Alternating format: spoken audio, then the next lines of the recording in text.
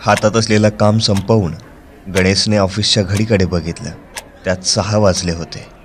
ही घरी जाण्याची वेळ झाली होती. गणेशने पटकन आवरून घरी निघाला. त्याने नवीन ऑफिस जॉईन केला होता. जाताना रस्त्यावरच्या बऱ्याच गोष्टी तो बघत होता. रस्त्याच्या बाजूला असलेले चायनीजचे स्टॉल त्याला चुंबकासारखे आकर्षित करीत होते. पण रूमवर जाण्याची घाई असल्यामुळे तो थांबला नाही.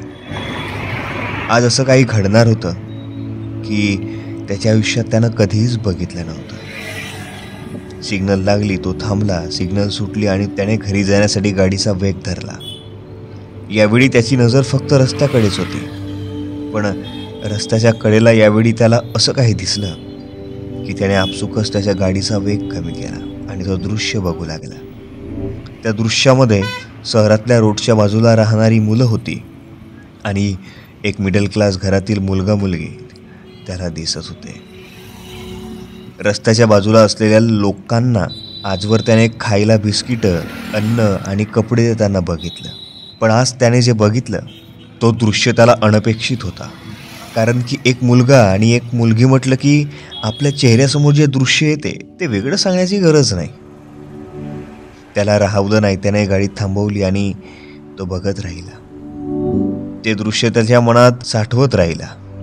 एकीकडे त्याने मुलगा मुलगी फिरताना, एखाद्या कॅफेमध्ये बसून सँडविच खाताना किंवा पिझ्झा बर्गर खाताना किंवा पबमध्ये नाचताना बघितले. पण हे वेगळंच होतं. कारण कपल असं करू शकत नाही असं त्याला वाटलं. गणेश काही क्षण थांबला आणि निघून गेला. कारण रूमवर जाऊन त्याला स्वयंपाक करायचं होतं आणि अभ्यासही. हे दृश्य तो सतत आठवडाभर ऑफिसवरून येत्यावेळी बघत राहिला. शनिवारी नेहमीप्रमाणे 6 नंतर घरी यायला निघाला. पण यावेळी त्याच्या मनात ते दोघेच रेंगाळत होते. गणेश सरळ त्याच ठिकाणी गेला ज्या ठिकाणी त्या मुलांसोबत ते दोघे दिसायचे आणि ते दृश्य बघून त्याला नवल वाटायचं. ते दृश्य होतं एक मुलगा आणि एक मुलगी तिथल्या मुलांना वह्या पुस्तकं देऊन शिकवत होती. गणेश आज पुन्हा त्याच ठिकाणी गेला तर तोच मुलगा, तीच मुलगी त्या मुलांना शिकवत होती. आणि आज त्यांच्या हातामध्ये बिस्किटचे पॉकेटसुद्धा होते. एकेकाळी ज्योतिबा आणि सावित्रीने शिक्षणासाठी आपलं आयुष्य पणाला लावलं. पण रस्त्याच्या कडेला असलेल्या लोकांच्या शिक्षणासाठी काही करताना गणेशने कधीच बघितलं नव्हतं. पण ही 2 मुलं करत होती. त्याला राहवलं नाही आणि त्याने बोलायचं म्हणून एक हाक दिला त्या मुलाला. एक्सक्यूज मी भैया, मैं आपसे बात कर सकता हूँ? जी जरूर, क्यों नहीं, हे त्या मुलाचं उत्तर होतं.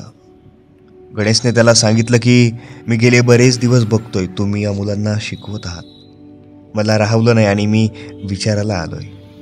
आमचा हा कपल गोल आहे, असं त्याचं उत्तर होतं. हे उत्तर ऐकून गणेश सुन्न झाला.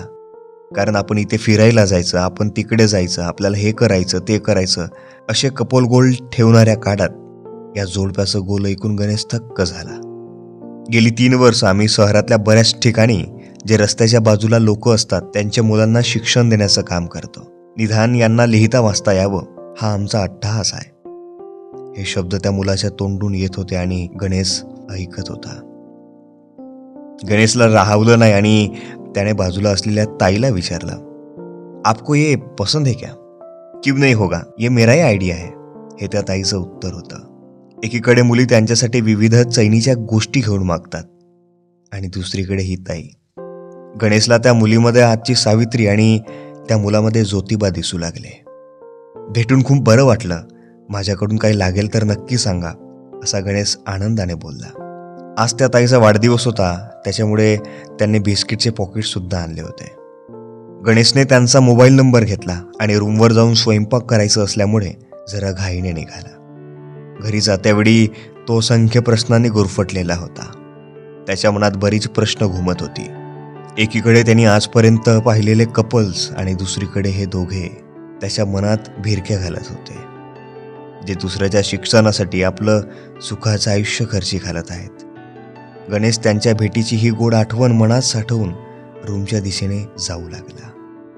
त्या आजच्या ज्योतिबा सावित्रीला तो मनातल्या मनात सलाम करू लागला. कथा आवडल्यास नक्कीच लाईक, शेअर आणि सबस्क्राईब करा.